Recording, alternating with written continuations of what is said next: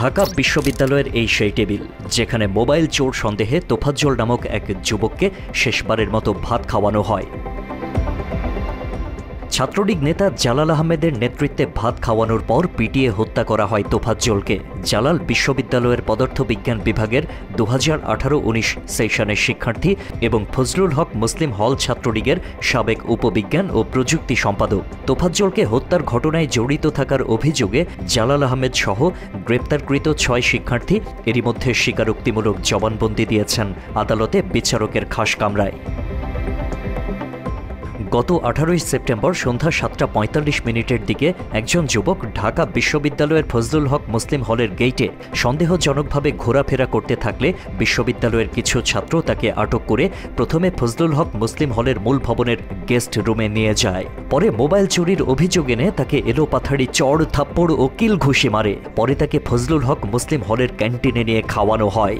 ওই ক্যান্টিনে খাওয়ানোর সময় কি হয়েছিল তার বর্ণনা দিয়েছেন খাবার পরিবেশনকারী নয়ন ও ক্যান্টিনের আরেক স্টাফ রাসেল। খাওয়া শেষ, তারপরে খাওয়া শেষ হওয়ার পরে অনেকজনের পিছন থেকে অনেক কথা বলল। তারা এক ভাই প্রশ্ন করলো খাবারটা কেমন হলো, সে বলল আলহামদুলিল্লাহ ভালো।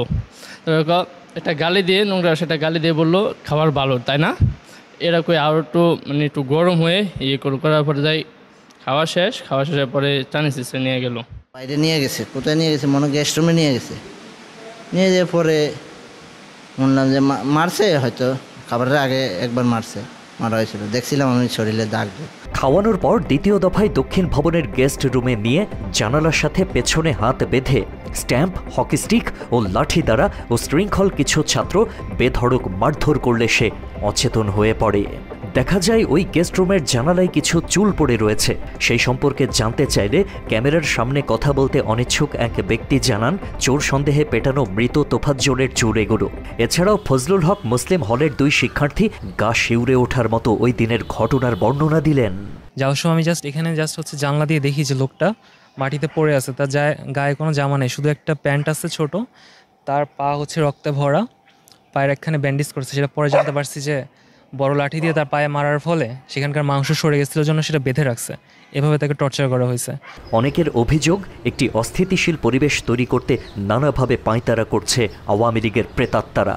ওই শৈরাসের হাসিনা ম্যাডাম তো চলে গেছে ভারতে, পলাইলো যান বাঁচানোর জন্য, কিন্তু তার দোষরও তো রয়ে গেছে। এই যে নর্দমার কিটগুলো তো রয়ে গেছে, এগুলো তো চাইবে যে মানে এমনি সামনে বাজাইয়া দেশটাকে একটা অরাজকতা সৃষ্টি করার জন্য, এবং দেখাইবে যে দেখো হাসিনা ছাড়া দেশ চলে না। মা, বাবা, ভাই বোন সহ পরিবারের সবাইকে হারিয়ে অনেকটা মানসিক ভারসাম্যহীন মানবেতর জীবনযাপন করে বেঁচে ছিলেন তোফাজ্জল। পরিবারের আর কোনো সদস্য না থাকায় তার হত্যার বিচারের দাবি করার মতো মানুষটিও নেই। তবে এমন মর্মান্তিক হত্যাকাণ্ডে জড়িতদের দৃষ্টান্তমূলক শাস্তির দাবি জানাচ্ছেন দেশের মানুষ। আশিক আহমেদ, বাংলা এডিশন।